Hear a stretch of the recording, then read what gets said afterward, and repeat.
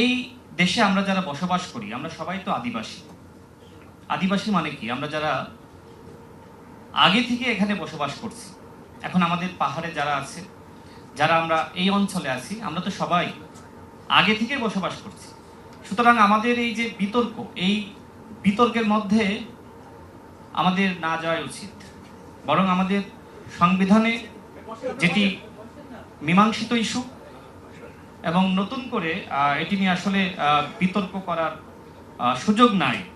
বিশেষ করে যে সময় পার্বত্য চট্টগ্রাম শান্তি চুক্তি হয়েছিল, তখনও কিন্তু সেই চুক্তিপত্রে আসলে আমরা যারা পাহাড়ে বসবাস করছে তাদেরকে কি নামে আখ্যায়িত করব সেটির সমাধান করা হয়েছে। সুতরাং আমি মনে করি যে যারা পাহাড়ে, যারা সমতলে আমরা বসবাস করছি, আমাদের ভিতরে হয়তো ধর্ম এবং বর্ণের পার্থক্য থাকতে পারে, কিন্তু আমরা সবাই বাংলাদেশি এবং এই পরিচয়ে আমাদের সবার উচিত গর্ববোধ করা। এবং সর্বশেষ আমি যে কথা বলতে চাই, জুলাই জাতীয় সনদ নিয়ে অনেকে কথা বলছে। দেখেন, আমাদের এখানে মাননীয় স্বরাষ্ট্রমন্ত্রী আছেন, তিনি বিএনপির পক্ষ থেকে জাতীয় ঐক্যমত কমিশনে তিনি প্রতিনিধিত্ব করেছিলেন এবং বিএনপি যে বিষয়গুলোতে ঐক্যমতে এসেছে এবং যে বিষয়গুলোতে ভিন্নমত ছিল সেটির সংখ্যা কিন্তু খুবই সীমিত। সেক্ষেত্রে বিএনপি সবার উদ্দেশ্যে বলেছিল যে এই ভিন্নমতের বিষয়গুলো আপনারা নির্বাচনী ইশতেহারে উল্লেখ করেন, এবং সেই মর্মে প্রত্যেকটা দল কিন্তু নির্বাচনী ইশতেহারে সেটি উল্লেখ করেছিল। এবং নির্বাচনের আগেই আমার কাছে মনে হয় যে সেই সংকট সমাধান হয়ে গেছে।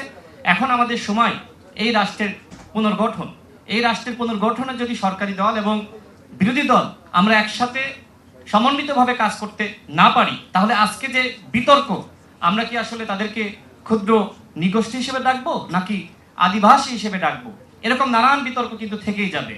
সুতরাং আমি মনে করি আসুন সবাই একসাথে কাজ করি, আমরা বাংলাদেশ গড়ে তুলি। রাষ্ট্র পুনর্গঠনে বাংলাদেশের মাননীয় প্রধানমন্ত্রী যেভাবে কাজ করে যাচ্ছেন, যেভাবে তার আন্তরিকতা, তার বিনয়ের এবং মূল্যবোধের যে ধরনের চিত্র তার মধ্যে আমরা দেখতে পাচ্ছি, আমার কাছে মনে হয় আমরা সবাই একসাথে কাজ করতে পারলে আমাদের পাহাড়ের সংকট আমরা সমাধান করতে পারবো। বিশেষ করে আমাদের প্রতিবেশী রাষ্ট্রের পক্ষ থেকে নানান ধরনের চক্রান্ত আমরা দেখি যে আমাদের পাহাড়ের সংকট আসলে জিইয়ে রাখা, এবং সেখানে আমাদের সেনাবাহিনীর সাথে প্রায়ই আমরা দেখি যে নানান গোষ্ঠী এক ধরনের মানে বলা যায় যে সংকট সৃষ্টি করে। তো আমাদের সেনাবাহিনী দেশের স্বাধীনতা সার্বভৌমত্ব রক্ষার জন্য সেখানে কাজ করে যাচ্ছে। ইনশাল্লাহ প্রতিবেশী যে কোনো রাষ্ট্র যদি মনে করে যে পাহাড়কে তারা উত্তল করবে, পাহাড়কে নিয়ে চক্রান্ত করবে, সেই চক্রান্ত অতীতেও মোকাবেলা করা হয়েছে। এবং আমাদের মাননীয় স্বরাষ্ট্রমন্ত্রী তিনি এর আগে দেখেছেন যে সেই মানে চট্টগ্রামে যে সংকট হচ্ছিল, বিশেষ করে জঙ্গল, একটি জঙ্গলকে কেন্দ্র করে, সেটিও কিন্তু তিনি সমাধান করেছেন। ইনশাল্লাহ যে কোনো সংকট বিএনপি সরকার মোকাবেলা করতে পারবে।